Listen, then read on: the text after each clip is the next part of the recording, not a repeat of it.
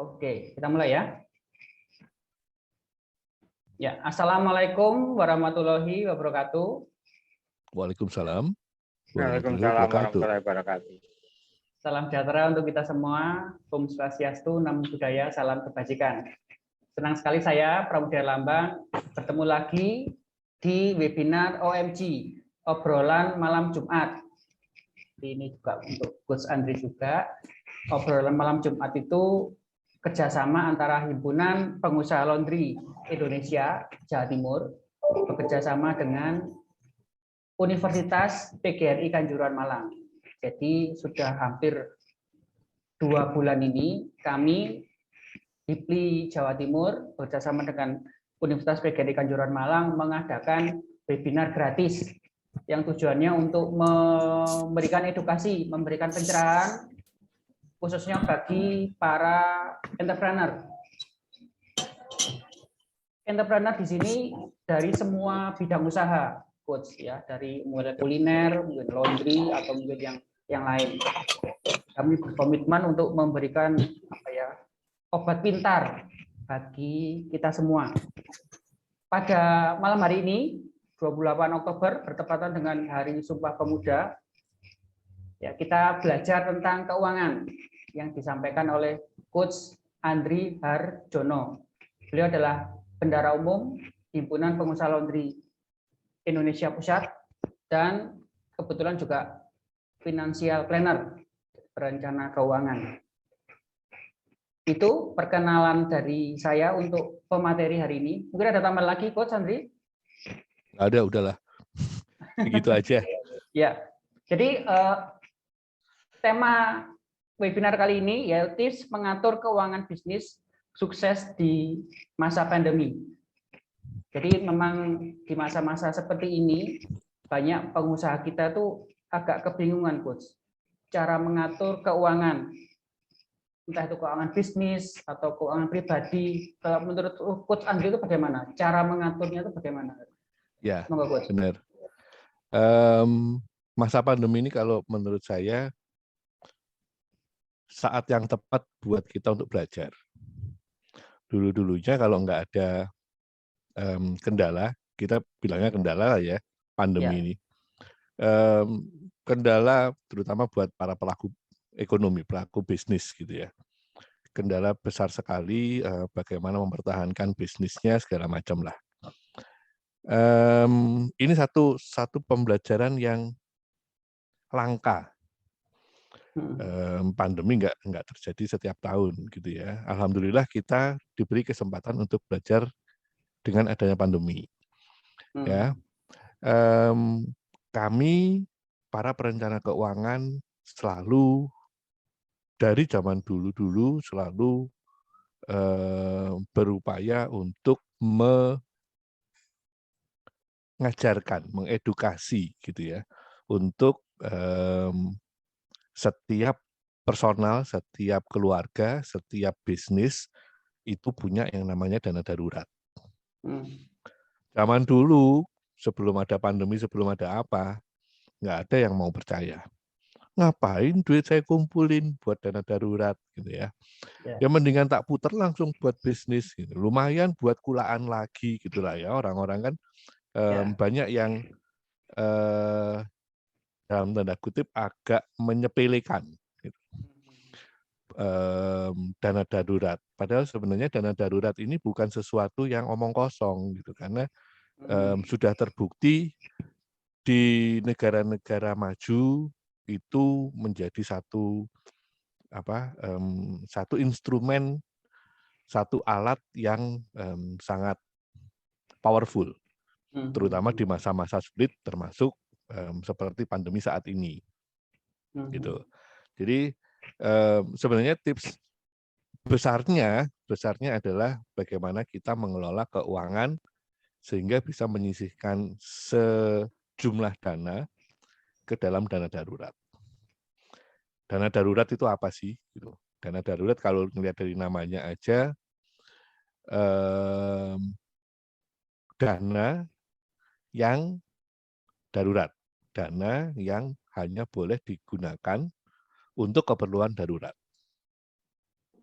Seperti apa keperluan darurat kayak bisnis ya kayak sekarang ini. Ya. Gitu ya.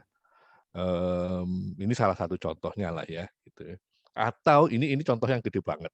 Contoh yang paling kecil mungkin ya untuk para pengusaha kuliner gitu ya misalnya. Kompornya tahu-tahu rusak. Ya. Kita nggak punya apa bisnis berjalan normal gitu, tahu-tahu kompornya rusak lah. Kalau kompornya rusak gimana mau jualan kuliner? Ya kasarnya kan gitu ya. Ya. Kalau nggak ada duit dana darurat yang tersedia, beli kompor dari mana duitnya?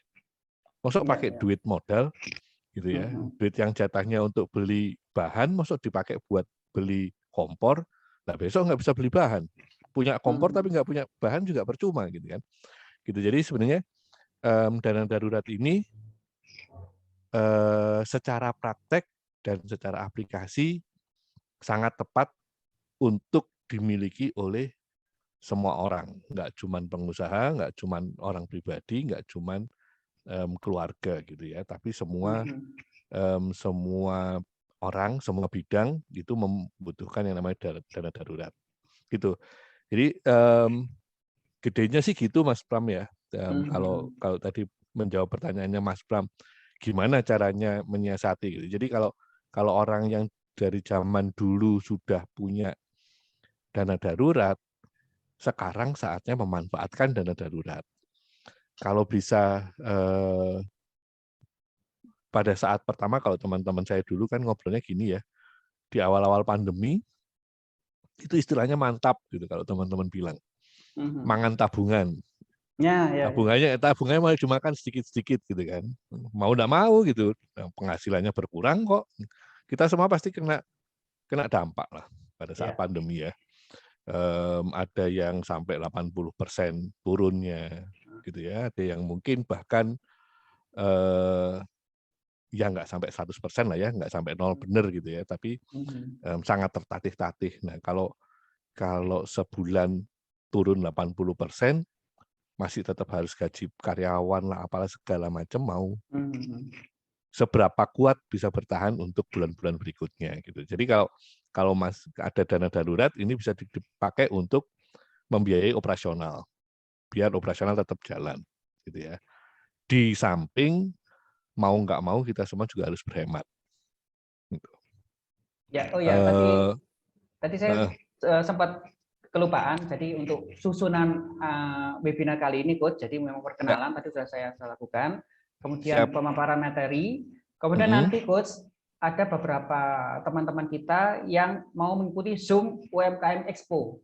Jadi ketentuannya Bapak Ibu mempromosikan bisnisnya, berbicara langsung di depan kamera selama 3 menit, tidak menampilkan video atau brosur. Jadi memang ada unsur edukasinya, Coach, untuk berani berbicara di depan kamera. Seperti itu.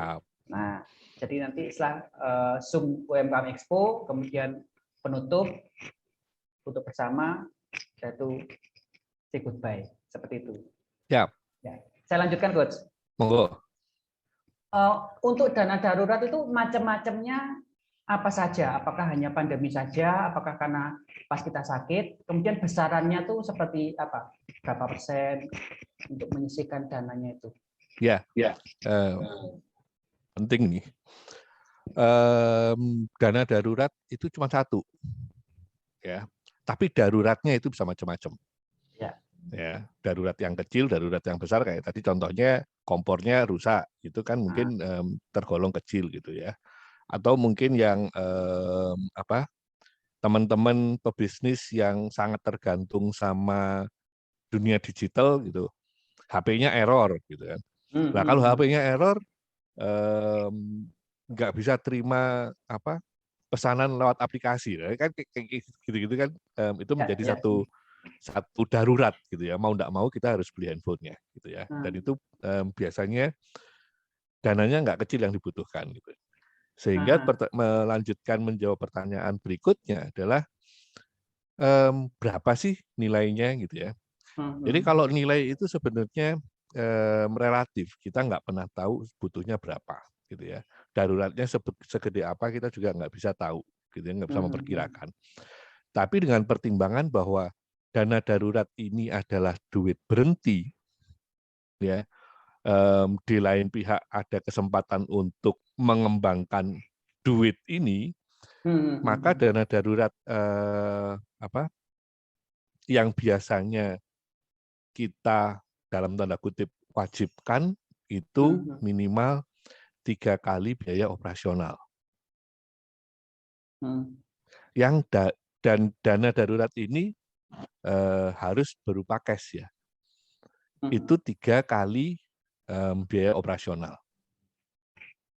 Biaya operasional itu apa gitu? Biaya operasional ya termasuk bayar listrik, bayar pegawai, bayar sewa, dan sebagainya gitu ya. Bukan bahan baku gitu. Itu kan modal ya, lain cerita gitu ya. Ini yang biaya operasional yang seperti itu. Gitu. Mungkin ada biaya distribusi, biaya delivery, kayak gitu-gitu ya. Itu semua adalah biaya operasional. Gitu. Jadi 3 kali biaya itu. Artinya apa? Kalau terjadi sesuatu kayak pandemi gini, setidaknya bisnis itu masih bisa membiayai operasionalnya dalam 3 bulan. Artinya kita para pebisnis kan juga nggak diem ya, gitu ya. Artinya begitu sudah merasa 1 bulan, pasti kita juga harus mikirin inovasi lain kan, kreativitas lain kan, gimana caranya kita meningkatkan kembali omset, gitu kan. Jadi di samping kita makan tabungan itu tadi gitu ya dari mantap ini, kita kan tetap akan berinovasi, kita akan tetap berkarya, kita akan tetap berusaha untuk mengembalikan kembali, meningkatkan kembali omset kita gitu, untuk melanjutkan bisnis gitu. Gitu. Jadi minimal 3 bulan. Gitu. Kalau mau dilebihkan ya monggo gitu. Tapi kalau misalnya jenengan bisa mengolah dana itu lebih cepat, imbal hasilnya dengan berbisnis, kenapa harus disimpan saja gitu. Gitu Mas Bram. Tadi kan Coach Andri mengatakan minimal 3 bulan. Tapi ini minimal pandemi ini sudah hampir 2 tahun lebih ini. Ini gimana betul, nih kalau betul gitu ya. Benar banget gitu ya. Nah itu tadi yang saya bilang bahwa dalam bulan pertama pun sebenarnya kita para pebisnis udah mulai berasa, udah kena pukulan gitu ya. Dan saya yakin kalau teman-teman ini entrepreneur sejati pasti nggak akan diem. Begitu bulan pertama pasti saya harus cari cara lain. Gimana caranya saya dapat penghasilan, gitu ya. Mungkin bisnis yang sekarang nggak bisa bertahan di masa pandemi, gitu ya. Namanya entrepreneur pasti ada aja akalnya. Misalnya contohnya, gitu ya, di awal pandemi, saya yakin beberapa teman-teman entrepreneur kita itu banyak yang tahu-tahu jual hand sanitizer. Taruhan saya, gitu ya. Jual hand sanitizer, tahu-tahu bikin masker, tahu-tahu apa gitu ya. Itu kan satu cara kita bertahan hidup, gitu ya. Satu cara kita mempertahankan dana tetap mengalir, gitu ya, masuk ke bisnis kita, ke hidup kita, gitu ya. Sambil kita itu tadi menggunakan atau memanfaatkan dana darurat. Gitu. Artinya kalau dana darurat ini hanya tersedia untuk 3 bulan, mungkin yang jatah 1 bulan bisa dipakai untuk modal hal yang lain gitu ya. Belanja hand sanitizer atau belanja kain gitu ya untuk bikin masker atau apa gitu ya. Itu kan bisa digunakan itu dulu. Langsung berputar lagi ke yang lainnya gitu kan. Gitu. Di saat yang bisnis utamanya mungkin bisa dibilang tidur gitu ya, kita pasti akan mencoba mencari jalan lain. Gitu Mas. Jadi walaupun mungkin kelihatannya 3 bulan, kalau dipetakan dengan pandemi sekarang yang udah lewat dari setahun, ya udah hampir 2 tahun gitu ya. Iya, iya. Udah hampir 2 tahun ya nggak sebanding gitu. Tapi kan kenyataannya kita para pebisnis ya punya mental entrepreneur gitu ya. Kalau nggak punya mental entrepreneur memang akan susah. Sebenarnya yang paling susah itu teman-teman karyawan, yang murni karyawan gitu ya. Di masa pandemi dari perusahaannya banyak yang berhenti, banyak yang di PHK, atau kalaupun nggak di PHK pendapatannya dipotong 50%, gitu ya. Nah, teman-teman karyawan ini karena nggak punya mental entrepreneur, mereka yang akan gelagapan. Saya harus ngapain? Gitu. Karena sudah terbiasa untuk dapat duit bulanan, gitu kan. Setiap bulan dapat duit sekian, gitu. Sekarang tahu-tahu nggak dapat duit, gitu. Mereka yang akan sebenarnya yang paling terpukul lah. Kalau para bisnis saya rasa bisa mentas. Gitu, Mas.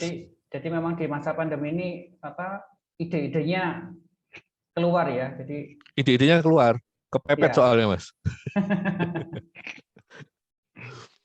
Kalau kepepet kreatif biasanya. Iya, iya. Cuma ini Coach, kalau tadi yang mantap makan tabungan ini, kalau maunya pandemi ini terus-menerus ini nanti lama-lama jadi habis ini. Kalau menurut Coach Andri bagaimana untuk menyiasatinya kayak gitu? Ya. Kalau ngelihat dari mantapnya makan tabungannya, memang kalau hanya ngelihat kita nggak ngapa-ngapain, 3 bulan akan habis. Iya sih. Ya. Tapi begitu kita ngapa-ngapain sesuatu, mengusahakan sesuatu yang lain, maka akan ada penghasilan yang lain baru. Ya. Dari penghasilan lain yang baru ini bisa memperlambat penggunaan tabungan yang kita punya. Ya. Selain itu, kita sebagai manusia normal pasti juga akan beradaptasi. Gitu. Beradaptasi gimana? Beradaptasi dengan norma baru. Oh, sekarang semua susah. Dulu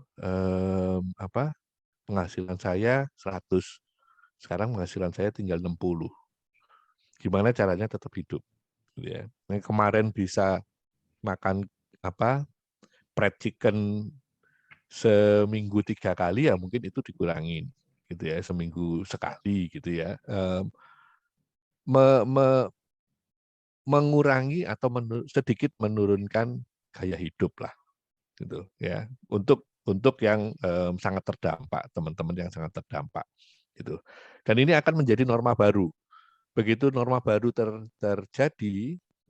terjadi keseimbangan baru dengan penghasilan baru, dengan pengeluaran baru, maka dari situ kita bisa mulai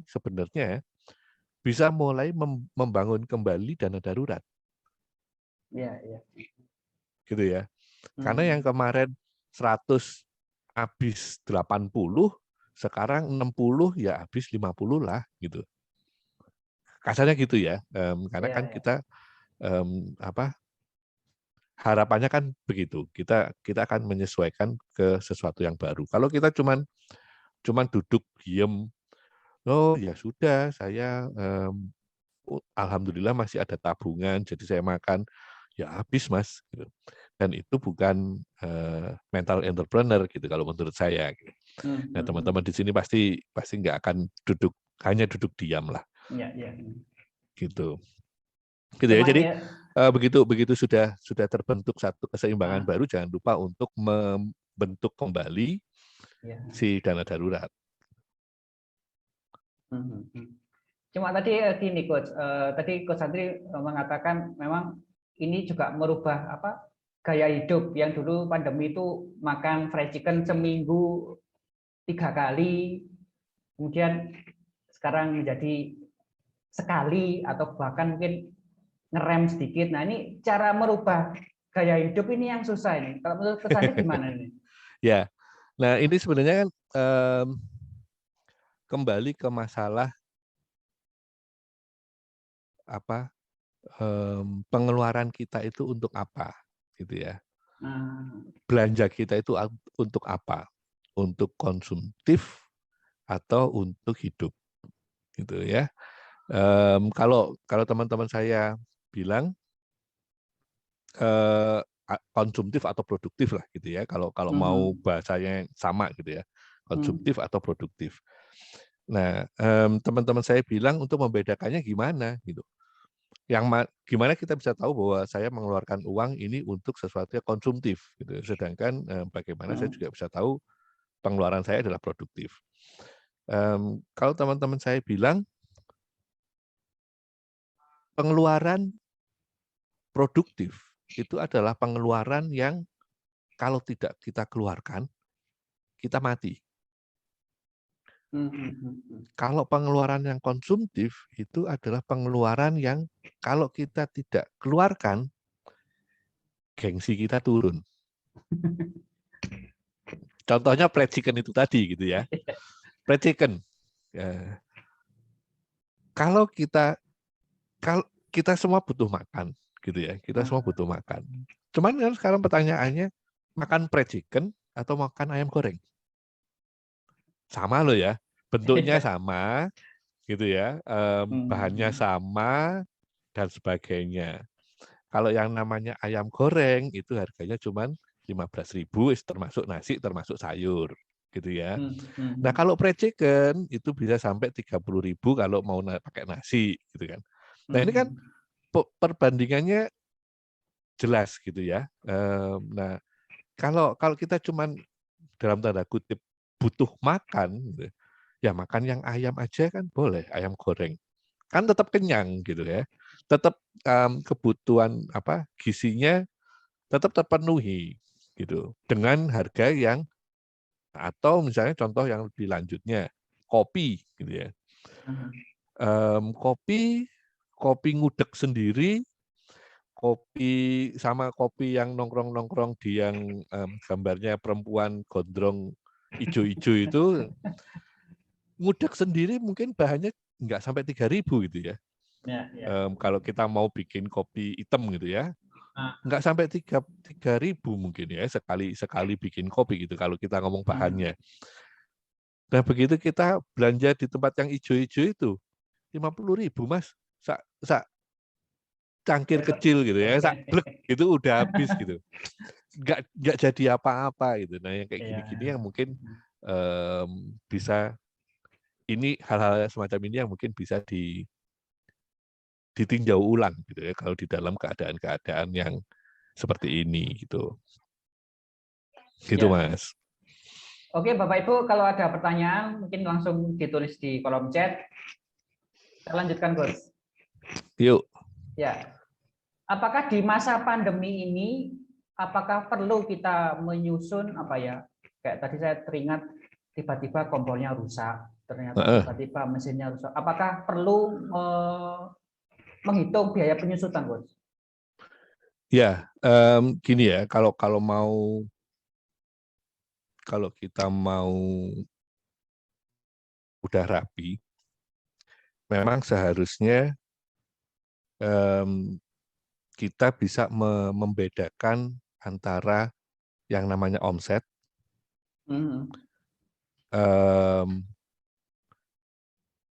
kemudian keuntungan, ya, atau profit, sama kas, sama duit.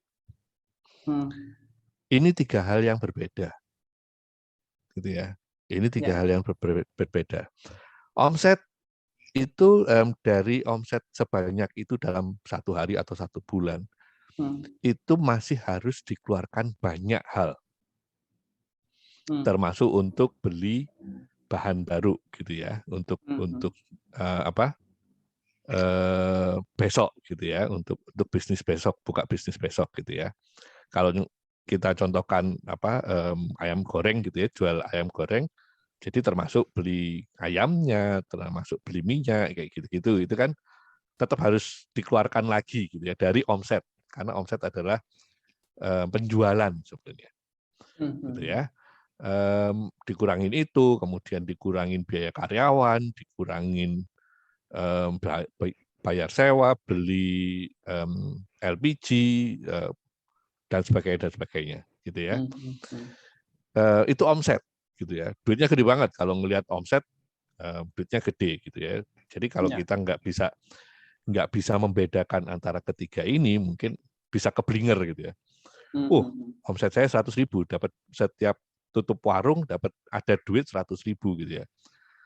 Duit 100.000 ternyata pulang udah langsung dibelanjain buat macam-macam. Besoknya mau buka warung loh, saya mau belanja pakai apa gitu ya. Jadi omset itu masih harus dikurangi segala macam gitu. Jangan lupa itu ada hak bagian lain gitu ya, hak orang lain gitu ya untuk memanfaatkan si 100.000. Itu omset. Terus kalau yang namanya keuntungan apa? Gitu ya. Kalau keuntungan itu adalah omset setelah dikurangin dengan segala biayanya, gitu ya. Termasuk itu tadi ya, bahan pokoknya gitu.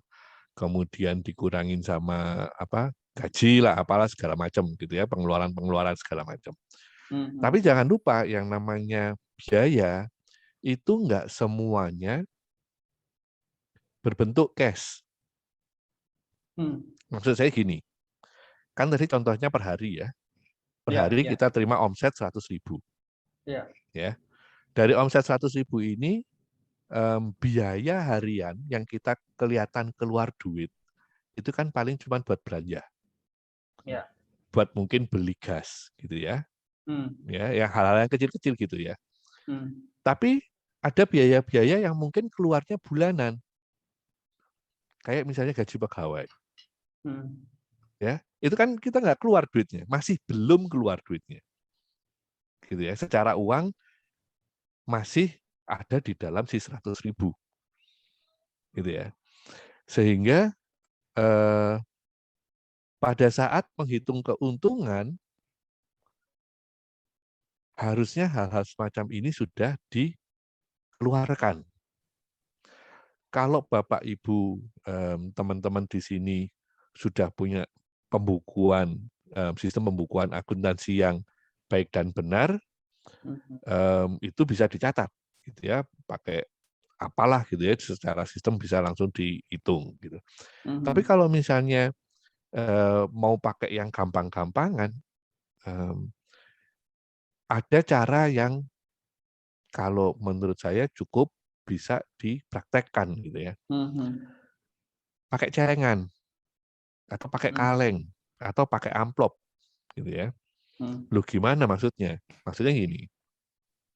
Kita kan tahu biaya-biaya bulanan gitu ya, nggak keluar harian gitu ya. Misalnya gaji karyawan. Gaji karyawan 3 juta. 3 juta, sebentar, kalau 3 juta omsetnya cuma 100.000, 30 ya habis ya, nggak mungkin ya. Pulang. Gaji karyawannya katakan 600.000 lah gitu ya, sebulan gitu ya. 600.000 sebulan gitu ya. Kalau 600.000 sebulan berarti per hari berapa? 600 dibagi 30 gitu ya. Berarti 20.000. Gitu. Nah, setiap hari begitu kita dapat omset, dapat duit cash di akhir hari, tutup warung, di situ mulai hitung. Oh, yang 20.000 ini adalah haknya karyawan. Pisahin, masukin ke kaleng yang untuk gaji karyawan. Setiap hari ini akan diisi, di akhir bulan pada saat gajian, ini tinggal dibuka, ini loh gajimu. Pas 600.000. Gitu ya. Dan ini berlaku juga kayak misalnya buat sewa. Masukin satu kaleng yang lain, sewa. Mungkin nyisihinya cuman 5.000. Dah masukin 5.000. Ya, dari 100.000 sudah dikurangin 20.000 dikurangin 5.000, tinggal 75.000. Gitu ya. Nah, 75.000 ini hitungannya adalah besok buat belanja lagi sama keuntungan. gitu ya.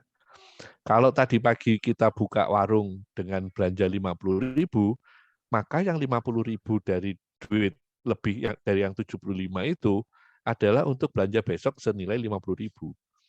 Keuntungan kita, profit kita adalah 25.000 sehari itu.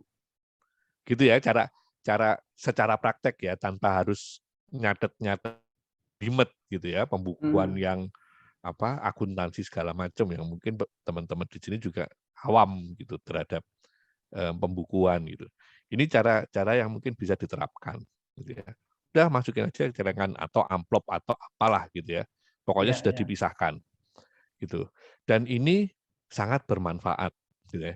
Jangan lupa selain itu ada biaya-biaya yang namanya tahunan.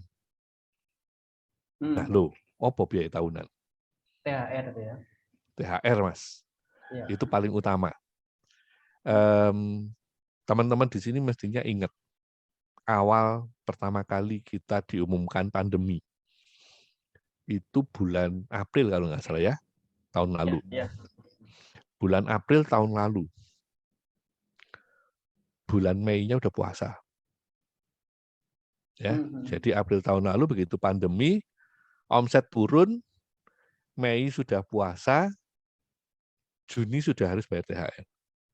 Di saat omset turun, ya kalau kita di zaman biasa gitu mungkin sudah terbiasa ya, duit omset ya udah itu yang bulan ini pengeluaran saya jadi lebih besar gitu kan, bilangnya kan gitu ya, pengeluaran saya bulan ini lebih besar karena buat bayar THR gitu. Padahal sebenarnya pengeluaran THR itu terjadi setiap hari dari sejak si karyawan itu bekerja sampai nanti dia mendapatkan THR gitu. Jadi kalau saya alhamdulillah sudah menyisihkan, jadi pada saat THR saya udah nggak gopoh, nggak susah gitu. Nah, duitnya sudah ada gitu. Tinggal dikasihkan aja gitu ya. Jadi itu yang namanya alokasi gitu ya. Jadi duitnya itu sudah dialokasikan ke masing-masing biaya gitu. Nah, menjawab pertanyaannya Mas Pram, penyusutan gimana gitu. Penyusutan itu kan sebenarnya juga merupakan tabungan untuk membeli sesuatu yang besar. Ya. Untuk membeli aset gitu. Jadi kalau misalnya kompor gitu ya, kita memperkirakan kompor ini hidupnya 3 tahun. Gitu ya. Jadi setiap hari, setiap bulan, setiap hari bisa disisihkan untuk membeli kompor baru setelah 3 tahun. Ya, konsepnya begitu. Gitu. Maka itu yang namanya biaya penyusutan. Pertanyaannya, biaya penyusutan apakah masuk ke dalam dana darurat ataukah disisihkan terpisah? Dialokasikan terpisah, gitu kan? Tadi pertanyaan Mas Pram. Kalau menurut saya, biaya penyusutannya tetap dilakukan terpisah. Tapi dana darurat itu tetap perlu disediakan kalau kompornya meleduk sebelum wayahnya ganti. Kalau sebelum wayahnya ganti dia udah meleduk, kan duitnya belum cukup yang kita alokasikan. Gitu ya. Jadi itu ditalangi sama dana darurat sebagian. Yang penyusutan boleh juga dipakai karena toh juga namanya sama beli aset baru gitu. Gitu ya Mas Pram ya. Jadi berbeda karena peruntukannya juga berbeda. Kalau yang namanya penyusutan itu untuk keadaan normal gitu ya. Dana darurat itu untuk keadaan darurat. Gitu. Ya. Gitu Mas. Ini barusan ini terlintas ada pertanyaan ini. Kalau dana darurat diambilkan dari utang itu bagaimana, Gus? Jadi kalau saya ada dana daruratnya 10 juta, saya tidak ada uang cash hari ini, saya ambil utang dari bank 10 juta, saya masukkan ke dana darurat, kemudian dari utang itu saya cicil. Itu sebetulnya itu baik enggak? Gini, utang itu mesti ono bunganya toh. Yes, ya. Ya. utang ada bunganya. Dana darurat kita simpan di bawah kasur, nggak menambahkan nilai. Ya, logikanya ke sana, gitu ya. Iya sih. Jadi kalau ngomong dana darurat membentuk dana darurat lewat utang, ya malah habis duitnya cuma buat bayar bunga. Iya sih. Akan berbeda kalau misalnya ngutang dengan bunga katakan 10%, dijadikan modal usaha yang bisa menghasilkan keuntungan lebih dari 10%. Oh, Itu iya, beda. iya. Karena dari hasil usahanya lebih besar dibandingkan biaya yang harus dibayarkan untuk bayar bunga. Cuman harus benar-benar ini ya, hati-hati yang namanya untung itu yang mana, itu tadi balik lagi kan, harus paham dulu. Apakah itu omset, apakah itu untung, apakah itu kas. Karena hitung-hitungannya orang punya kas itu belum tentu sebenarnya untung. Itu tadi ya contoh satu hari itu ya, terima cash tutup warung 100.000 gitu ya. Kelihatan ada duitnya 100.000. Tapi itu kan bukan keuntungannya dia, bukan keuntungannya si pengusaha yang bisa dipergunakan. Karena dari 100.000 itu masih ada uangnya karyawan, gaji, masih ada uangnya sewa, masih ada uangnya belanja besok. Gitu. Ya, jadi setelah dikurang-kurangin itu semua biaya udah teralokasi, baru boleh dibawa pulang. Itu baru namanya untung, gitu ya. Kasnya banyak, keuntungannya ya mungkin tinggal 20.000 itu tadi kalau kita contohnya 100.000. Gitu ya Mas Pram ya. Jadi memang utang itu memang harus lebih baik difokuskan untuk hal-hal yang produktif ya, bukan untuk yang dana darurat.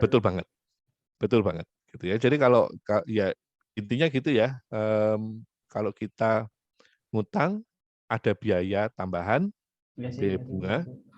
Nah, asal usaha kita bisa menghasilkan lebih untuk membayar bunga itu silakan. Tapi kalau cuma untuk hidup sehari-hari, mungkin sebaiknya jangan. Gitu ya. Iya, masuk akal. Masuk akal dong. Termasuk KPR ya. KPR itu ngutang dan itu gede. Tapi kenapa kalau kayak kami ini malah menganjurkan paksain beli rumah, walaupun pakai KPR. Pertimbangannya apa? Nilai rumah setiap tahun akan naik. Biaya bunga setiap tahun akan sama. Atau ya ada yang pakai cara menurun gitu-gitu ya. Saldo menurun di perhitungan banknya gitu. Tapi kurang lebih bayar kita ke bank itu selama 10-20 tahun itu akan sama. Kalau usaha kita, kalau kerja kita semakin baik, penghasilan kita semakin tinggi. Ya, penghasilan kita semakin tinggi. Bayar cicilan rumah segitu-segitu aja. Artinya kelebihan yang bisa kita pakai untuk biaya hidup itu semakin besar dari tahun ke tahun. Belum lagi ditambah nilai rumahnya juga semakin lama semakin naik, insya Allah. Gitu. Jadi walaupun kelihatannya kalau ngelihat dihitung-hitung, wah saya bayar KPR kalau dihitung-hitung kayak beli 2 rumah. Loh iya, tapi itu kan setelah sampai 20 tahun. Nah 20 tahun ya itu tadi pertimbangannya. Kalau sekarang gajinya cuma 10 juta gitu ya, tahun depan udah 11 juta. Kalau tahun ini 10 juta bayar cicilan rumah 2 juta, masih ada 8 juta yang dipakai, yang bisa dipakai untuk hidup. Tahun depan naik gaji, insya Allah, alhamdulillah, jadi 11 juta. Bayar cicilan rumah tetap 2 juta. Berarti duitnya jadi 9 juta untuk meningkatkan kehidupan kita. Gitu kan. Belum lagi ntar ada biaya punya anak segala macam gitu ya. Dan itu kan dari peningkatan penghasilan kita. Gitu. Jadi jangan takut untuk KPR. Sebisanya dipaksain, terutama untuk KPR yang pertama. Rumah pertama. Ini untuk rumah yang untuk ditinggali sendiri atau yang Ditinggali terutama ya. Oh gitu Nah, ya. kalau untuk bisnis, Aha. pertimbangannya adalah mau sewa atau mau milik. Gimana, Coach? Mau sewa Hah? bangunannya atau Hah? mau milik atau punya Hmm. sendiri, gitu ya. Hmm. Nah, ini hitung-hitungannya harus benar, gitu ya. Artinya gini, kalau di awal-awal usaha kita nggak tahu seberapa sukses usaha kita, Ya. ya. Nah, kalau kita belum tahu seberapa sukses usaha kita, mosok kita berani ngeluarin duit gede untuk beli ruko, ya mendingan sewa lah, gitu ya. Ya. Gitu ya. Nah, yang kayak gini-gini kalau untuk usaha dipertimbangkan ulang gitu, apakah akan memberi manfaat untuk si bisnis atau lebih banyak mudaratnya gitu. Sebagai contoh aja, Unilever perusahaan yang segede Gaban gitu, kantornya itu nyewa. Dia nggak mau punya tanah untuk beli kantor gitu. Karena pertimbangannya dia, kantor itu biayanya udah gede. Nah, kalau dia harus beli rumah lagi, ya daripada beli rumah, beli gedung untuk kantor, ya mendingan buat beli mesin. Duitnya. Gitu ya. Karena dengan beli mesin itu lebih produktif. Meningkatkan produksi ini ya. Iya, gitu kan. Sama seperti itu tadi ya, gedung gitu. Yang perlu gedungnya, rukonya, atau misalnya interiornya. Ya mendingan mungkin rukonya sewa, tapi habis itu interiornya dibagusin. Jadi orang-orang mungkin lebih nyaman, lah apalah segala macam gitu. Ini kalau kita ngomong kafe, gitu ya. Atau modelnya mau kayak apa, kayak gitu-gitulah. Jadi pengeluaran kita pun juga harus secara bisnis juga harus dipertimbangkan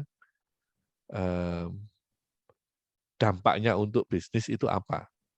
Kalau lebih banyak mudaratnya daripada manfaatnya ya nggak usah dibeli. Ya. Tuh, ya. Kalau KPR ini kok saya jadi di ini ya, saya ingat di Kota Malang ya mungkin Coach Adri juga tahu, apalagi dekat kampus ya banyak kos-kosan yang dijual. Ya. Ini kan termasuk perumahan rumah yang mempunyai cash flow. Cash flow yang berarti ada pendapatan bulanan dari usaha kos-kosan. Tapi kalau maunya dibiayai dengan KPR, itu apakah tambah rugi atau bagaimana, Coach, itu untuk perhitungan keuangannya? Gimana? Ulang. Kos-kosan dijual. Iya, padahal itu belinya menggunakan KPR. Nah, ini kalau menurut perhitungan keuangannya itu bagaimana, Coach? Ya. Jadi di masa pandemi ini kos-kosan juga terdampak, Mas. Iya. Ya, orang-orang WFH semua. Gitu. Sebagian WFH, sebagian dirumahkan, sebagian lagi dipecat, ya, di PHK. Gitu. Jadi orang-orang yang kos, anak-anak sekolah daring semua, gitu ya. Jadi orang-orang yang kos itu banyak yang pulang. Iya sih. Ya. Pada saat orang-orang kos ini pulang, maka pemasukan dari kos-kosan itu turun. Bisa sampai 100%. Ya. Sedangkan KPR itu belum lunas. Nah, itu ya. Gitu ya. Itu makanya mereka kehabisan uang sehingga dijual lah untuk melunasi KPR. Gitu. Atau untuk ya setidaknya sudah terlepas dari KPR. Overkredit lah. Gitu ya. Gitu, Mas. Berarti udah risiko bisnis, Pak ya? Risiko bisnis gitu ya. Habis dapat duit ganti bisnis ya. Jual ayam goreng itu tadi. Ini Gitu, ada pertanyaan ya. di kolom chat ini dari Bu Ya. Yuliana Blitar. Untuk dana darurat, berapa persen dana yang kita sisihkan dari pemasukan setiap bulannya? Ya. Idealnya berapa, Pak? Kalau ngomong persentase, maksimal mungkin sampai cuma 20%. Maksimal. Ya, maksimal. Tapi yang perlu digarisbawahi di sini adalah minimal 3 bulan. 3 bulan biaya operasional itu terbentuk gitu. Jadi setelah 3 bulan biaya operasional itu terbentuk, maka bulan-bulan berikutnya bisa nggak perlu menyisihkan lagi karena kan sudah terbentuk. 3 bulan sudah ada dana daruratnya. Gitu ya. Sehingga yang biasanya menyisihkan katakan 10% untuk dana darurat, tidak lagi menyisihkan 10% untuk dana darurat, 10%-nya bisa digunakan untuk meningkatkan usaha. Ya, meningkatkan usaha. Yang kemarinnya belanja bahan baku cuma 50.000 dan selalu kehabisan, itu kita bisa tambah. Ya, kita bisa tambah jadi 60.000 untuk belanja berikutnya. Itu satu cara. Cara kedua, 10.000-nya atau 10%-nya itu tadi, simpan tempat lain namanya investasi. Atau simpan tempat lain dengan judul pengembangan usaha. Pada satu saat nanti yang tadinya mungkin buka warungnya di emperan ruko, dengan adanya ini mungkin bisa sewa ruko. Ya, ini kan pengembangan usaha. Atau buka cabang dengan dana yang disisihkan 10% ini. Yang tadinya dipakai untuk dana daruratnya sudah terbentuk, habis itu yang dialokasikan tetap sama, tapi pindah nama. Bukan lagi dana darurat, tapi menjadi pengembangan investasi. Atau pengembangan usaha. Gitu ya. Tuh. Nah, di sanalah pada saatnya nanti sudah terkumpul cukup, buka baru. Atau yang tadinya cuma pakai gerobak, sekarang jadi meja permanen, misalnya. Ya, hal-hal semacam itu digunakan untuk itu. Itu di keadaan normal atau di keadaan pandemi, Coach? Atau semua keadaan. Oh gitu. Balik lagi ya, selama dana darurat sudah terbentuk. Oh gitu. Ya, kalau dana darurat sudah terbentuk, tetap menyisihkan atau tetap mengalokasikan sejumlah uang, tapi kegunaannya adalah untuk pengembangan usaha. Ya, kalau nggak gitu, kalau tidak ada penyisihan setiap atau alokasi setiap bulannya, kapan kita punya duit gede? Iya sih. Untuk mengembangkan usaha. Maksud harus ngutang lagi? Nah, kan? Daripada ngutang lagi, harus bayar bunga, kan lebih baik kita mengalokasikan dari sekarang. Gitu. Ya. Ya. Ini dari Pak Syahrul, kalau dana darurat pribadi bagaimana pengendaliannya? Oke. Apakah sama dengan bisnis minimal 3 bulan? Oke. Kalau untuk dana darurat pribadi, hitungannya adalah 3 bulan per orang. 3 bulan biaya hidup per orang. Maksudnya gini, kalau kita nggak punya tanggungan, masih bujangan, Bu, jangan, gitu ya. Maka dana darurat yang perlu kita miliki itu adalah 3 bulan. Kalau kita udah double, ya semoga double-nya double campuran ya, double mix ya. Jangan sesama, double-nya harus yang mix lah. Kalau udah ganda campuran, nah ini 3 kali 2. 6 bulan biaya rumah tangga. Ya. Pengeluaran rumah tangga selama sebulan. 6 bulan pengeluaran rumah tangga. Kalau misalnya sudah ada satu tanggungan, anak gitu misalnya, maka menjadi 9 bulan. Ada tanggungan lebih dari satu, maka minimal punya 12 bulan.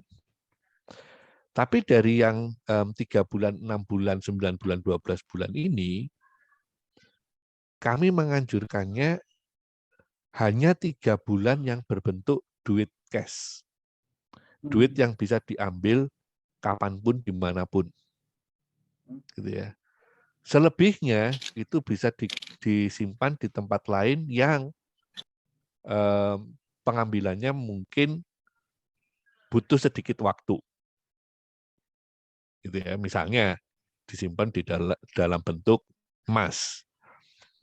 Emas kan nggak bisa langsung buat bayar gitu ya. Yeah. Tapi dengan kita punya emas, kita bisa jual ke tetangga misalnya, atau jual ke saudara. Gue punya emas, lagi butuh duit, beliin. Harga di pasaran 5, sekarang udah berapa? 800.000 ya, 900 ribuan. 800.000 katakan. Kamu beli hitungannya 750.000 aja deh. Gitu ya. Hal semacam ini bisa dapat duit cash dengan cepat. Gitu ya. Tapi nyimpannya jangan yang bangsa disimpan di rumah, jadi dibeli rumah gitu. Itu mendapatkan cash-nya kan akan susah. Gitu ya. Jadi minimal tetap 3 bulan kalau nggak punya tanggungan. Dengan tanggungan yang 2 atau lebih, itu setidaknya 12 bulan. Ya. Semoga menjawab Pak Syahrul nih. Ini dari Pak Agus ini, Coach, bagaimana mau bagi pendapatan, pemasukan aja masih minus, tidak sebanding dengan pengeluaran. Nah, kalau misalnya pemasukannya masih minus dibandingkan pengeluarannya, maka yang perlu dilihat adalah bagaimana meningkatkan pemasukan atau bagaimana mengurangi pengeluaran. Ya. Dan ini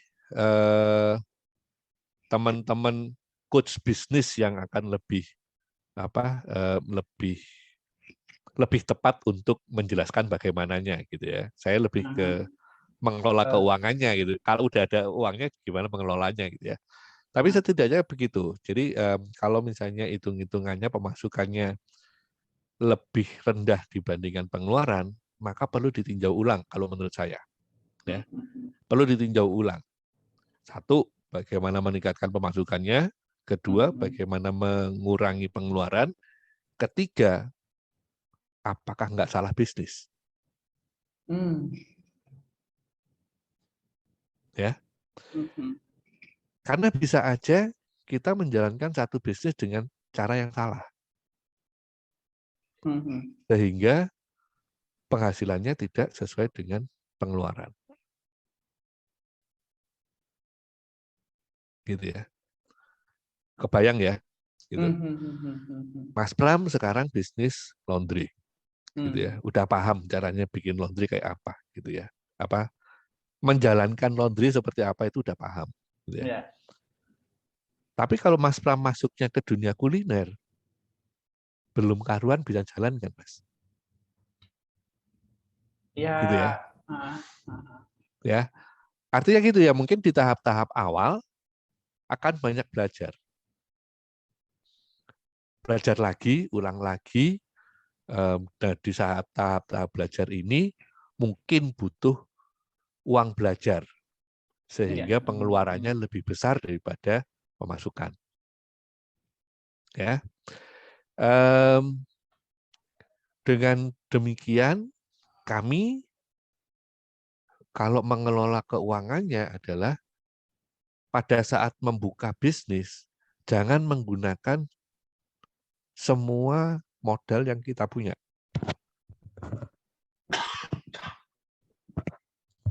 Jadi kalau misalnya nih, ini contoh ya, tidak bermaksud untuk menyinggung seseorang atau mengomongin seseorang gitu ya.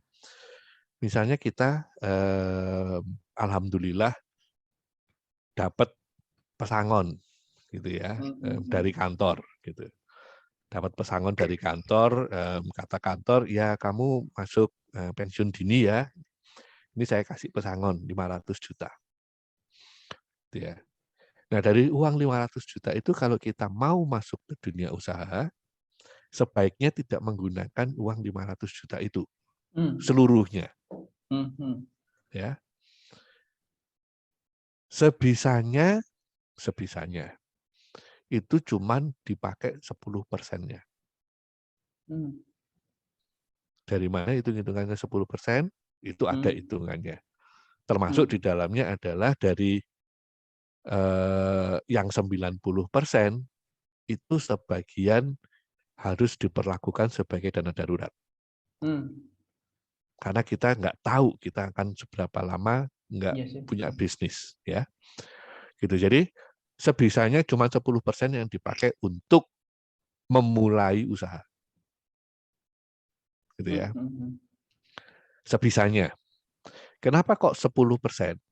Selain yang sebagian dari 90% itu adalah dana darurat, dari satu riset yang pernah dilakukan di Amerika pada saat awal-awal Amerika banyak bertumbuh UMKM, hanya 10% dari pengusaha baru yang bisa bertahan melewati 1 tahun. Artinya apa?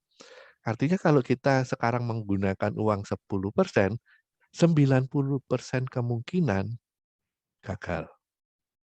Pengusaha baru ya, kita ngomong pengusaha baru. Ya. 90%-nya itu gagal. Kalau gagal, jangan sedih, karena temannya banyak. Ya, dari 10 orang, 9 itu gagal. Jadi jangan sedih, gitu ya. Yang diperlukan adalah bagaimana untuk kembali masuk, gitu ya, ke dalam bisnis. Dari kegagalan kan pasti ada pembelajarannya. Ada pengalamannya, ada pembelajarannya. Dari situ kita masuk lagi dengan modal 10% yang lain. Ya, dengan 10% yang lain masuk lagi. Sudah tidak melewati jalan yang sama dong, kan udah tahu bahwa di situ bolong. Gitu kan. Jadi jalannya udah lebih lama. Bisa sampai 2 tahun, 3 tahun gitu kan. Nah, dari situ baru nanti mungkin dikembangkan. Ya. Dari riset yang lain itu juga ada yang mengatakan bahwa pengusaha sukses yang sekarang kelihatan sukses oleh kita itu rata-rata setelah melewati 7 kali gagal. Ya, jadi kalau gagal sekali, gagal 2 kali, jangan sedih. Secara rata-rata orang-orang yang sekarang sukses itu sudah melewati 7 kali gagal. Kalau Tapi ya dari itu, nggak berarti ya, itu rata-rata loh ya. Ada yang 1 kali ya tetap langsung bablas gitu ya. Ada yang sampai 12 kali nggak bablas-bablas gitu ya. Jadi secara rata-rata itu 7 kali. Secara rata-rata. Gitu ya. Gitu.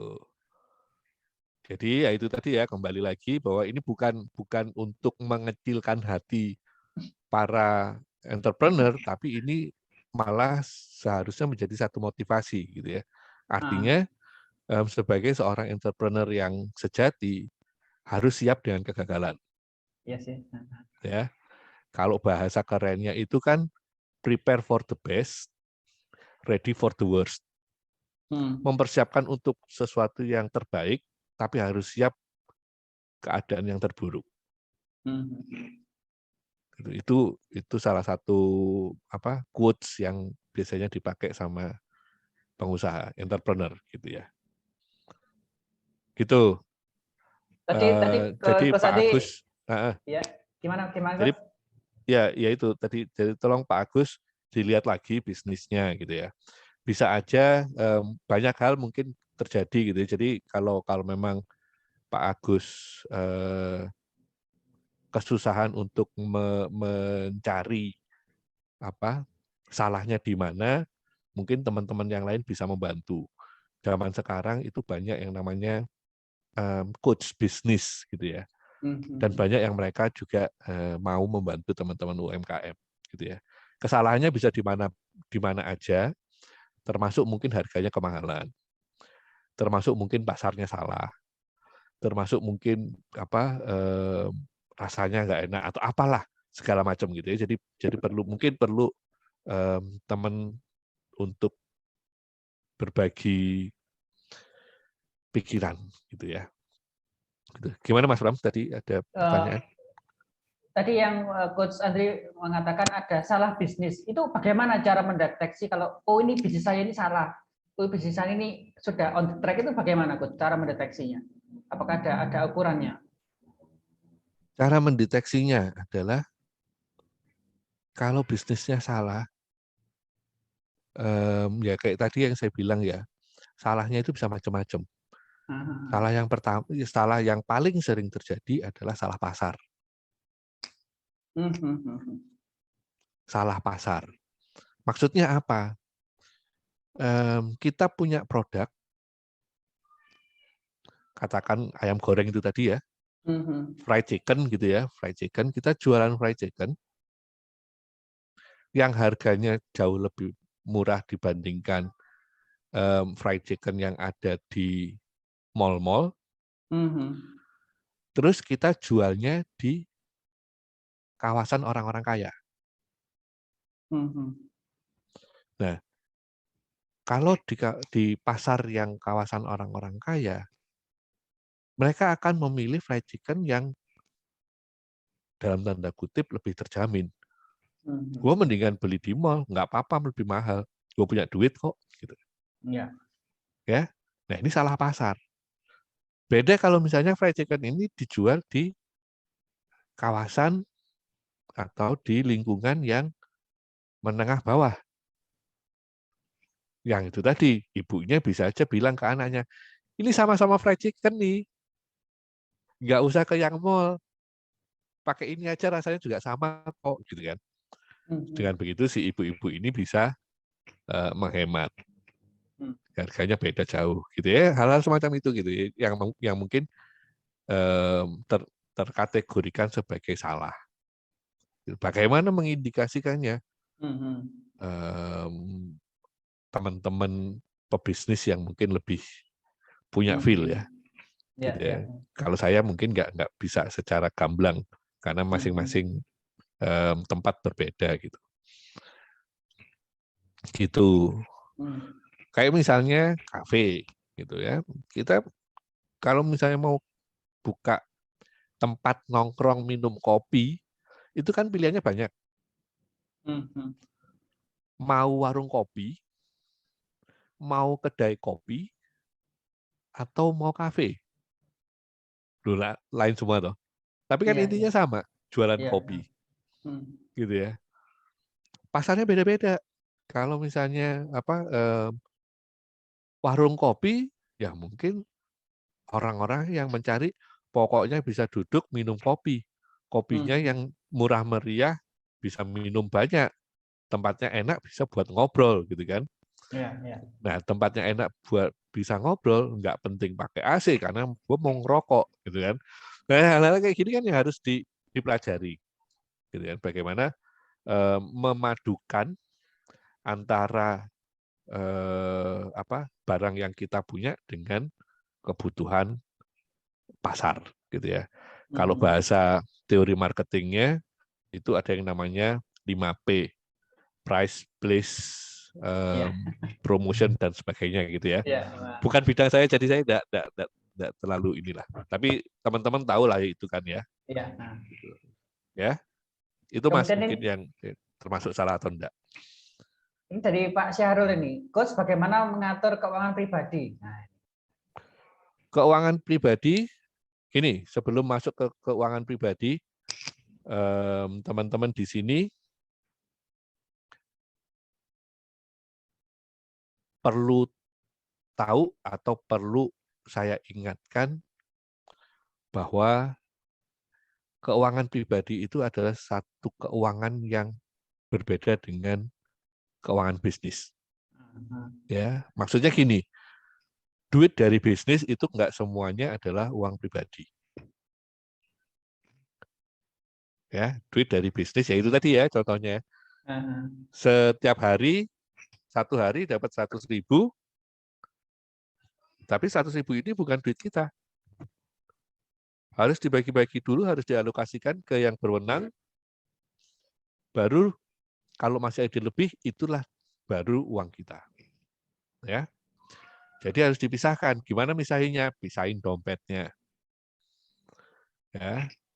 Kalau perlu duitnya punya akun bank tersendiri. Ya, ATM-nya beda. Kalau ATM-nya beda, kalau lagi jalan-jalan ke mall yang dibawa yang pribadi. Jangan pakai duitnya bisnis. Duitnya bisnis lebih gede, lebih besar ntar. Tahu-tahu berasa, duitku banyak. Belanja ini itu besok nggak bisa belanja ayam, gitu ya. Gitu. Jadi tolong dipisahkan, gitu ya. Nah, setelah dipisahkan baru kita ngomong mengatur pengeluaran pribadi seperti apa, gitu ya. Meneruskan pertanyaannya Pak Syahrul. Jadi kembali lagi, yang harus diingat pertama kesehatan keuangannya, gitu ya. Bagaimana kita menjaga bahwa keuangan kita, keuangan keluarga kita, keuangan rumah tangga kita itu sehat. Ada beberapa indikasi, gitu ya, apakah sehat atau nggak sehat. Nggak cuma dicolok PCR gitu, nggak. Tapi ada beberapa indikasinya, gitu ya. Salah satu yang kelihatan gampang di depan mata adalah besar mana pasak sama tiangnya, besar mana pendapatan sama pengeluaran, gitu ya. Nah, kalau udah kelihatan lebih besar pengeluaran, ya itu udah pasti nggak sehat. Nah, taunya gimana ngontrolnya, gitu ya.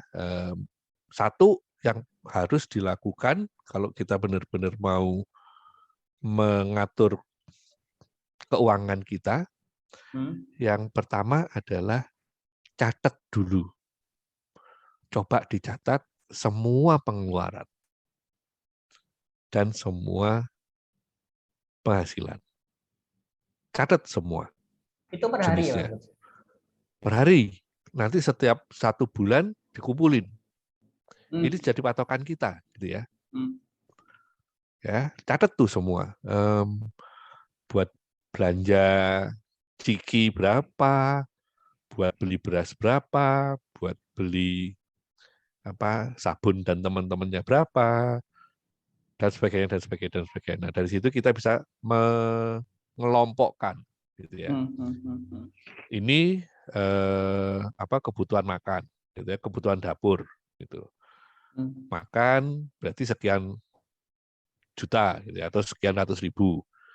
Kemudian untuk biaya sekolah, termasuk untuk transportasinya berapa, untuk biaya listrik, air, telepon, dan lain-lain berapa, dan sebagainya, dan sebagainya, dan sebagainya.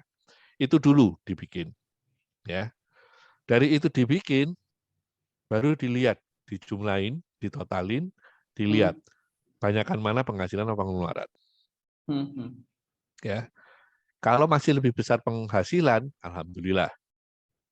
Kalau lebih besar dari pengeluaran, lihat lagi itu pengeluarannya.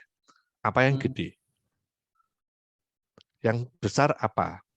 Kemudian pertanyaannya, apakah perlu mengeluarkan uang sebesar itu untuk pos itu? Gitu ya.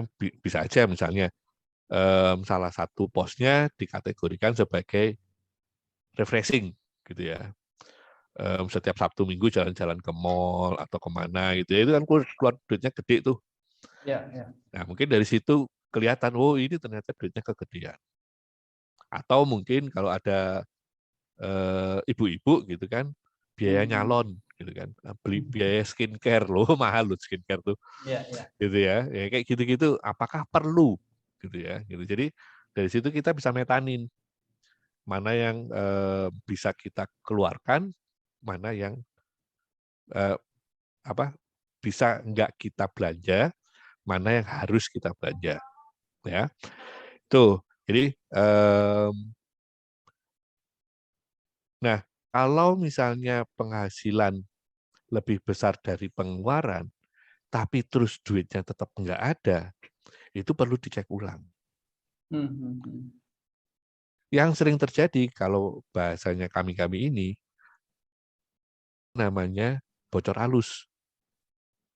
Wah, apalagi ini ada bocor halus, banyak benar apa istilah-istilah baru gitu ya. Bocor halus itu adalah contohnya nih ya. Kita pulang kerja, teman-teman di sini pulang kerja, apa kehabisan tadi dititipin lah ya, dititipin sama ibu di rumah gitu. Pak, nanti kalau pulang kerja tolong beliin deterjen gitu ya. Habis deterjennya gitu. Oh ya wis, aku nanti mampir ke apa? Minimarket gitu ya. Udah, pulang kerja mampir minimarket mau belanja deterjen. Harganya deterjen piro sih sak kantong paling 20.000 lah ya gitu ya. Katakan gitu ya 20.000. Jadi nyiapin duit 50.000 nih. Si bapak turun dari mobil, turun dari motor, parkir, masuk ke minimarket, mau beli deterjen. Dah, deterjennya nemu, cepret. Habis beli deterjen, ngelewat ke lemari pendingin. Wah, di luar panas. Kayaknya minum adem-adem enak gitu ya. Wis, beli yang adem-adem, cepret. Gitu ya. Deterjennya 20.000, yang adem-adem 5.000 gitu. Dah beli. Sampai di kasir, dikasih barangnya, sama kasir ditanya, ada lagi Pak, ini aja. Biasa toh ya. Sekalian ini Pak, rotinya. Beli 2, gratis 1. Ingat anak-anak di rumah. Ya udahlah sekalian. Wis, rotinya 10.000. Gitu kan. Dari yang niat cuman belanja 20.000, itu akhirnya jadi belanja 35.000. Yang 15.000 ini bocor. Gitu kan. Nggak masuk di dalam budget gitu ya, nggak masuk dalam anggaran. Gitu. Jadi itu salah satu bocornya. Terus bocor berikutnya apa? Bocor berikutnya adalah dari 10.000, dari kembalian 15.000 itu tadi, belanjanya kan 35.000 ya, duitnya 50.000, berarti ada 15.000 kembalian. Terus sama si mbak kasirnya, Pak, duitnya receh ya, maaf. Oh ya enggak apa-apa, masih tetap duit. Dah. Jadi yang 10.000-annya duitnya 2.000-an. Gitu. Duitnya 2.000-an kumpul semua. Sama duit 5.000 satu. Duit-duit yang kumpul gini biasanya kan males bawa. Atau mungkin bahkan dikasih kembaliannya 2.000-an kumpul senilai 10.000 plus 500 perakan senilai 5.000 gitu ya. Receh. Orang biasanya alergi kan, pegang-pegang duit yang kumel, habis itu receh, ya. Sampai di rumah, kropiak, dah. Duit 2.000-annya kemana, duit yang receh kemana, nggak tahu. Gitu ya. Jadi dari duit 50.000, kalau tadi dibikin catatannya, pengeluarannya buat beli apa aja, itu yang kelihatan cuma beli deterjen 20.000. Yang 30.000 hilang kemana nggak tahu gitu ya. Jadi kemungkinannya adalah hilang-hilang semacam itu. Itu ya. Ini ada pernyataan dari Pak Syahrul ini. Semakin besar pendapatan, semakin besar pula pengeluaran. Betul, setuju. Pertanyaannya adalah bagaimana kita bisa memilah pengeluaran kita menjadi pengeluaran yang efektif. Itu tadi ya, duit gaji naik 1 juta gitu, udah pengen gaya ikut teman-temannya nongkrong di warung kopi yang hijau itu gitu. Teman-temannya gajinya udah jauh lebih tinggi, udah pengen ikutan ke sana. Gitu. Jadi naiknya cuma 1 juta, gajinya, biaya untuk hal yang nggak pentingnya naiknya mungkin udah 400.000 sendiri gitu ya. Hal yang semacam ini yang mungkin perlu ditinjau. Ya, ngapain hal yang semacam itu gitu ya. Jadi benar, kecenderungannya adalah pengeluarannya juga semakin besar. Tapi kalau kita membiasakan diri dengan gaya hidup yang dalam tanda kutip normal, mungkin kita kalau kelebihan uang, insya Allah alokasinya bukan untuk belanja. Gitu ya. Kembali ke orangnya ya. Kembali ke orangnya gitu. Jadi ini Yes, cuma yes. sekedar sharing ya, bukan untuk pamer, bukan untuk menyombongkan diri. Tapi kami dulu waktu masih kerja, kalau ada kenaikan gaji, kita bingung. Bingungnya gini, ini gaji kemarin sekian gitu ya, sekarang naik lebih 1 juta gitu ya setiap bulannya. Terus mau buat apa ya? Bingung, kita bingung. Kelebihan duit 1 juta ini terus mau buat apa? Gitu. Sehingga seringkalinya karena bingung, alhamdulillah istriku juga cukup paham dengan keuangan, dibeliin emas. Setiap kelebihannya dibeliin emas gitu kan. Segram. Lama-lama ngumpul banyak. Jadi ini cuma sekedar cerita ya, sekedar sharing gitu. Jadi bagaimana kita menyikapi kelebihan itu gitu kan. Kita biasa hidup nggak minum di warung kopi yang hijau kok, nggak apa-apa, ya sudah terusin aja gitu. Gitu Pak Syahrul. Jadi jangan terus ikutan jor-joran sama tetangga. Rumput tetangga lebih hijau, Pak. Tapi buah di sini lebih enak, Pak. Buah di halaman sendiri lebih enak. Iya, Pak. Jadi kembali ke orangnya ini. Kembali ke orangnya, gitu. Iya. Sip. Oke, Coach, ini kurang 10 menit webinar ini. Mungkin Bapak Ibu ada yang mau ditanyakan, bisa open mic. Mungkin 1 atau 2 pertanyaan. Silakan. Sebelum kita ke Zoom UMKM Expo. Ada Bapak Ibu yang mau menanyakan?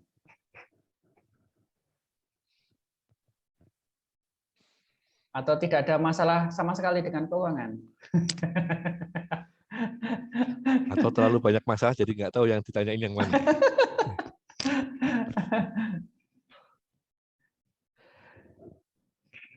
Tadi ini mungkin ya, sedikit tips tambahan ya. Iya. Seringkali orang itu kan bilangnya gimana mau nabung, untuk hidup aja kurang. Iya sih.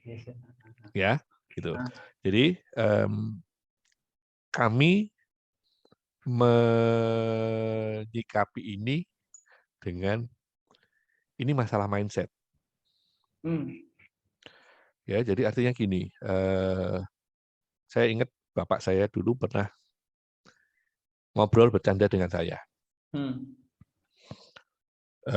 Ibumu itu kalau dikasih uang 500.000 habis. Dikasih uang 50.000 habis. Dikasih uang 5 juta habis. Dikasih uang 50 juta habis. Ini bukan bermaksud untuk mendiskreditkan ibu saya. Ya. Tapi ini untuk ngajarin, saya memahaminya ya. Bapak saya ngajarin bahwa manusia duit berapapun itu habis. Duit berapapun itu habis.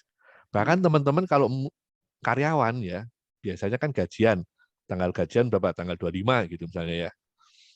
Pasti kan bercandaannya, waduh, gaji kemarin aja belum habis. Ya kan? Nanti kalau enggak dihabiskan, ketahuan sama HRD nggak dapat gaji yang bulan ini, gitu ya. Jadi kan ada kecenderungan untuk menghabiskan uangnya, gitu ya. Nah,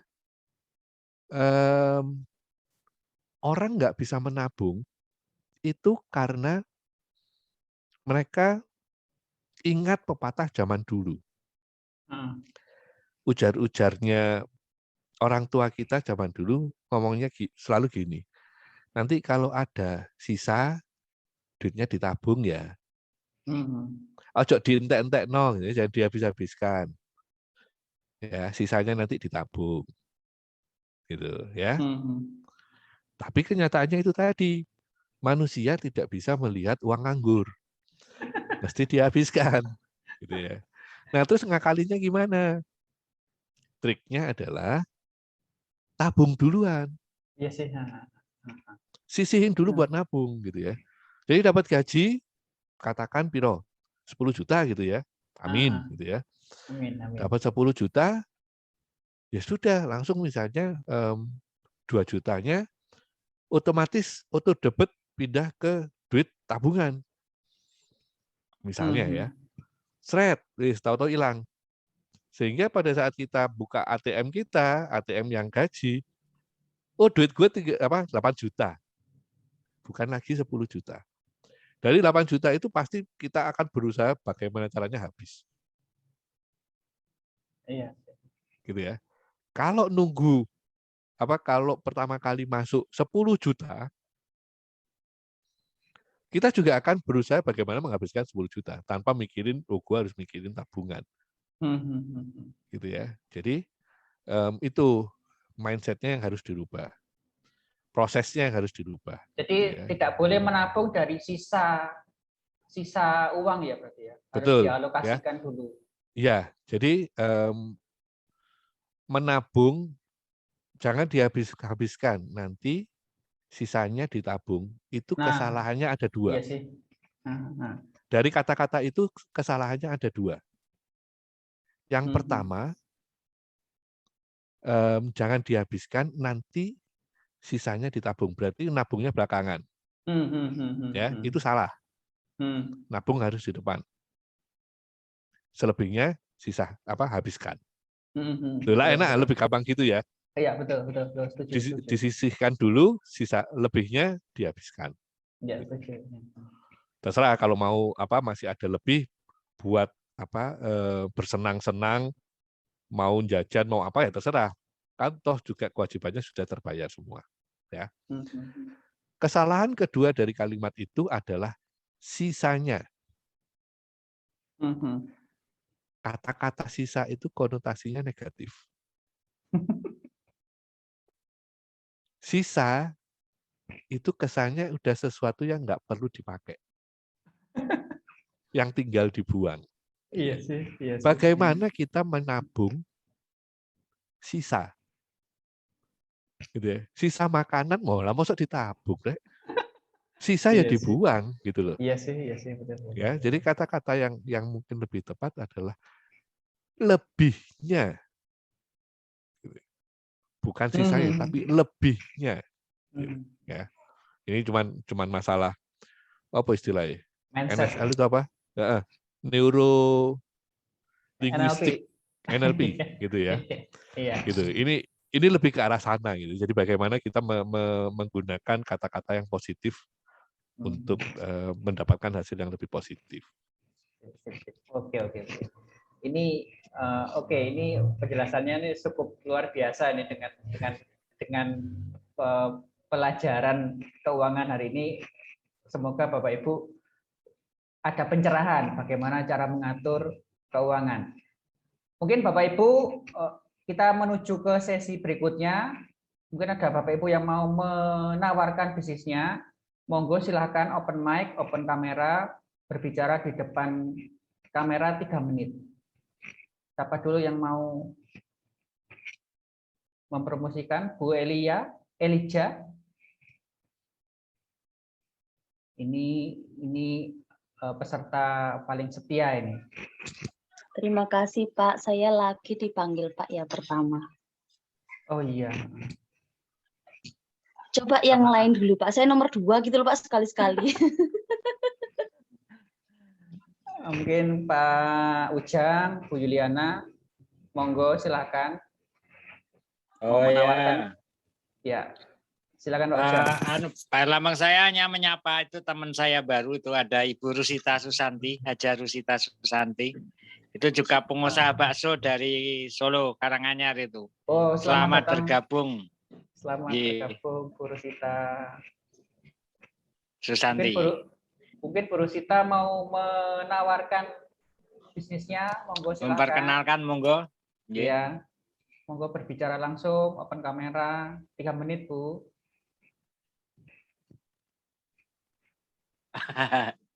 Ya udah di mute itu HP-nya apa? Masih malu-malu. Bu Juliana, Bu Sumratullah, yang lain monggo silahkan.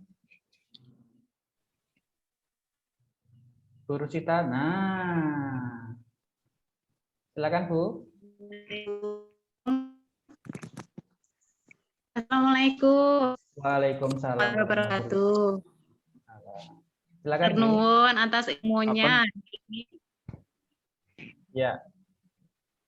Terima kasih atas senang sekali kedatangan. bisa bergabung di ini. Iya. Mungkin ada yang mau disampaikan, Bu? Mic-nya. Mic.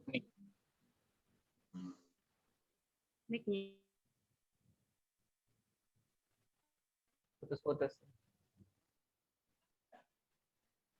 Putus-putus. Sinyalnya, Pak. Iya, sinyalnya putus-putus. Mungkin ada yang mau disampaikan, mungkin bisnisnya mau memperkenalkan diri. Ada yang mau dipromosikan, Bu? Monggo silakan. Sama sih sebenarnya sama Pak Nurman lebih duluan saya. Ya. Tapi kayaknya masih ini sama Pak dan sukses banget sekarang. Bukan. Amin. Putus-putus. Promosikan Bu, kalau ke Solo mampir ke Bakso Sansan gitu loh. Iya. Oh iya, monggo kalau yang lewat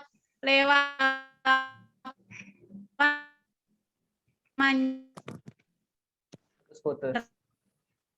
Mungkin bisa ditulis di chat, Bu.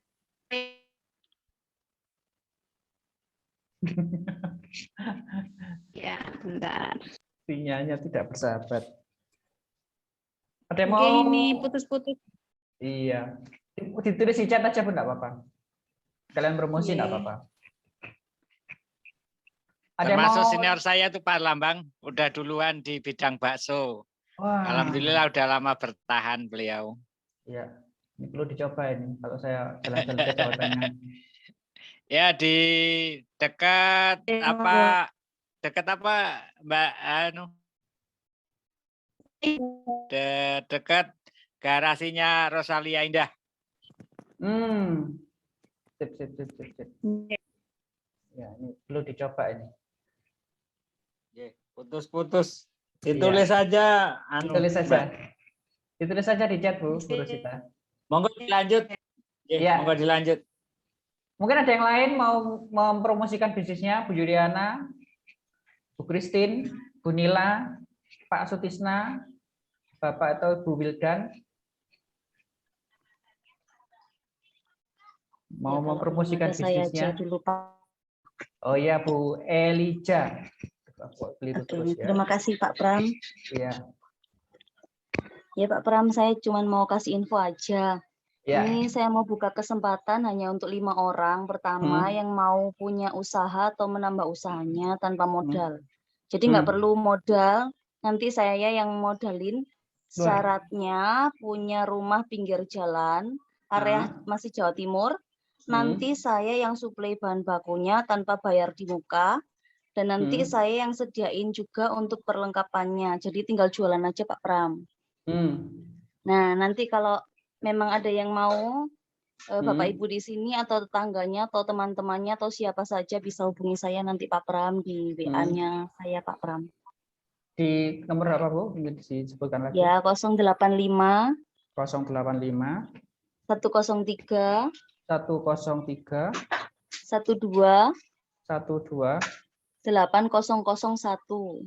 8001. Saya ulangi, Ya. 085 Ya. 103 12 8001. Ya, atau bisa DM langsung ke IG saya juga bisa Pak Pram. IG Ya. saya Coklat Kerepes Elijah. Oke.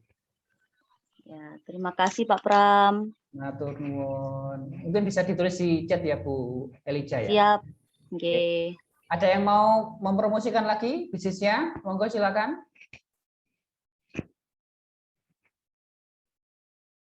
Karena sudah lebih jam 9 malam ya. Ada yang mau mempromosikan? Kayaknya cukup dulu ini Pak Pram. Oh, sudah cukup. Iya. Sudah lumayan kenyang dengan apa tadi penjelasan dari Coach Andre Coach tadi. Andri, ya. Oke, Coach Andri. Nggih. Ada closing statement? Closing ceremony. Pengibaran bendera Sangsaka merah putih. Ya, apa ya? Cuman mengingatkan kembali aja ya, meringkas ulang apa yang kita obrolin malam ini. Yang pertama,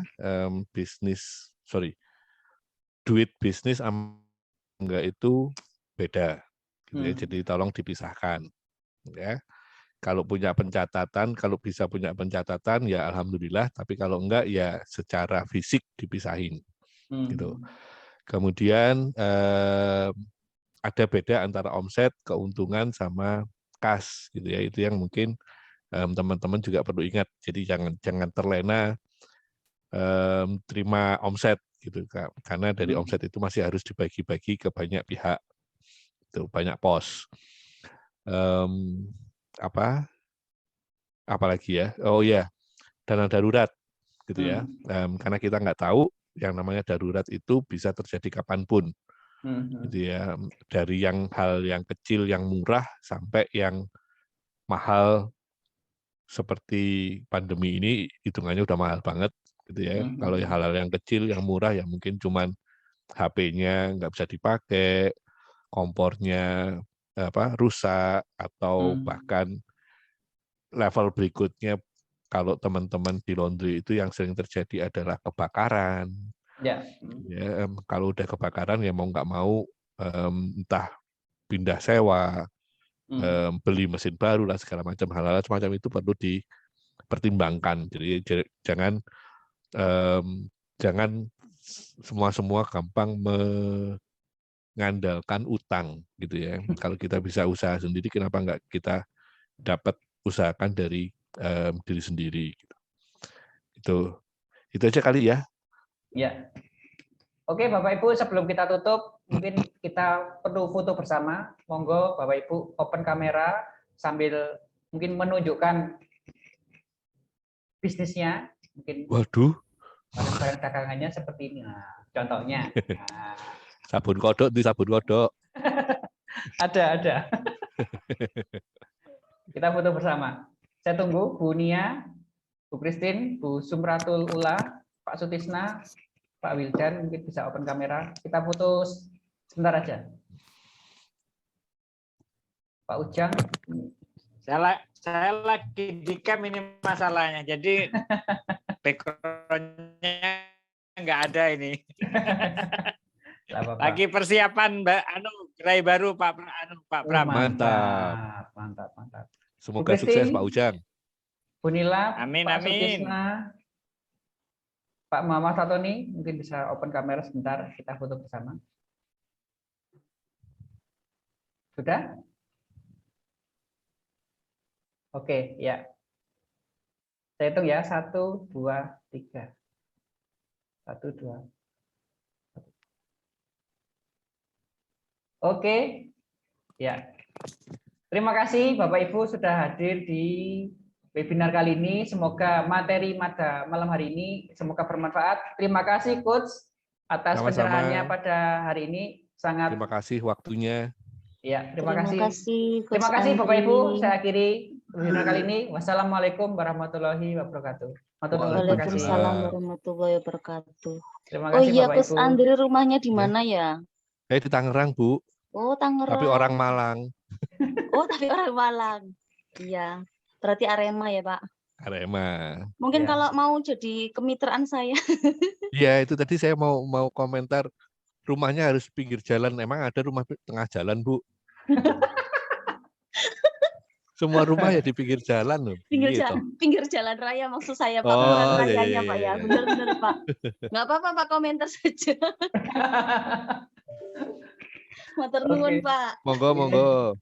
Oke, makasih Bapak Ibu. Makasih semuanya. Makasih Coach.